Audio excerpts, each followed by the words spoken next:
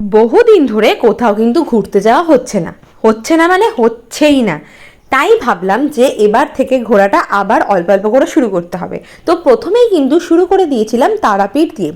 আমাদের জীবনে আমাদের পছন্দের এমন কিছু কিছু জায়গা থাকে যেখানে যত বাড়ি ঘুরতে আসা হয় না কেন মনে হয় যেন এখানে নতুন এসেছি।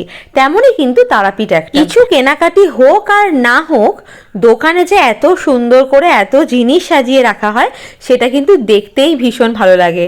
এই যে এতগুলো ফটো ফ্রেম, প্রত্যেক কটা ফটো ফ্রেমই কিন্তু খুব সুন্দর দেখতে।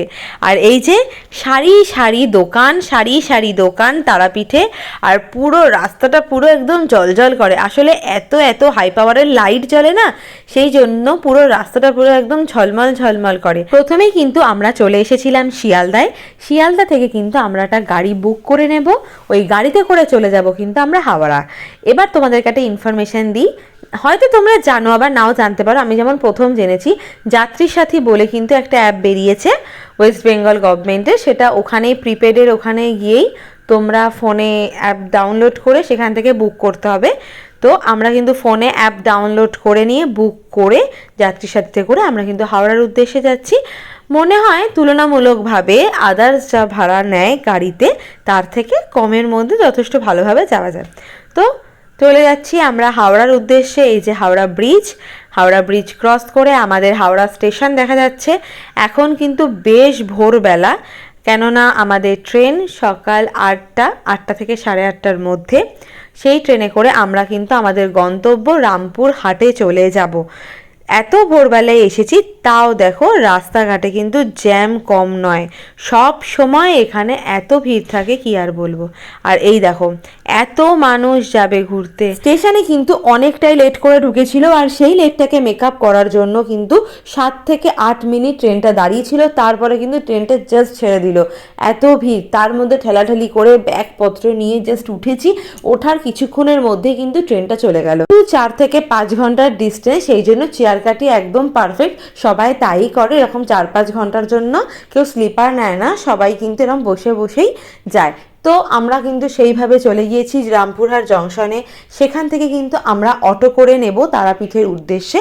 তো ফাইনালি আমাদের অটো করা কমপ্লিট হয়ে গেছে। আমাদের একটা অটোর মধ্যেই, যেহেতু আমরা অনেকে মিলে গিয়েছিলাম, সেই জন্য একটা টোটো প্লাস ব্যাগ আমাদের একটা টোটোই নেওয়ার মধ্যে হয়ে গিয়েছে।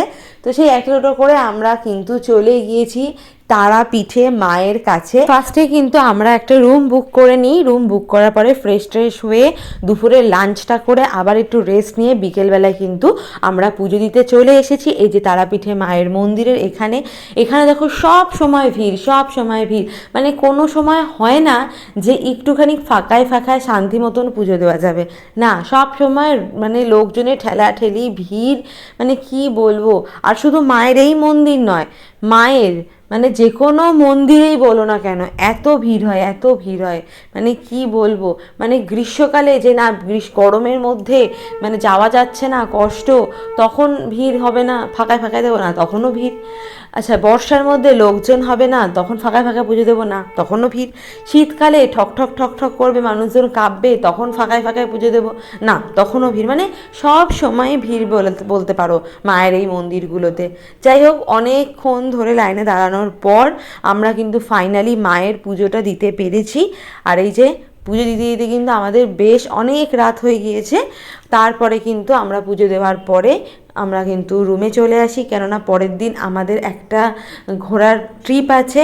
তো কি ঘোরার ট্রিপ সেটাই কিন্তু তোমাদের সাথে শেয়ার করব। তো ভিডিওটা কিন্তু দেখতে থাকো, আর তোমাদের আশা করি খুব ভালো লাগবে। আর এই যে মায়ের মুখটা দেখানোর চেষ্টা করব, কিন্তু ছোটোখাটো মানুষ তো আমি, অত উঁচু করে দেখাতে পারবো না, যতটুকুনি জুমটুম করে পেরেছি। কিন্তু তাও দেখো মানুষজন এত লম্বা মাথায় আবার ঝুড়ি নিয়েছে, দেখাবোটা কী করে বলো। তো সে যাই হোক, এইভাবেই কিন্তু করা হয়েছে, চেষ্টা করেছি দেখানোর, কিন্তু মনে হয় না তোমাদের দেখাতে পারলাম। মন্দিরটাই ভালো করে ঘুরিয়ে দেখালাম। তো এই ছিল আজকের ভিডিও। দেখাবে পরবর্তী নতুন আর একটা ট্রাভেল ব্লগ নিয়ে। তো ততক্ষণের জন্য তোমাদের সবাইকে টাটা, বাই বাই, খুব ভালো থেকো। আর নেক্সট ভিডিও কিন্তু আসতে চলেছে, ভিডিওটা কিন্তু পুরোটা দেখো, আর অবশ্যই তোমাদের মতামতটা জানিও। আর রিসেন্ট কারা গেছে সেটা কিন্তু বলতে ভুলে যেও না।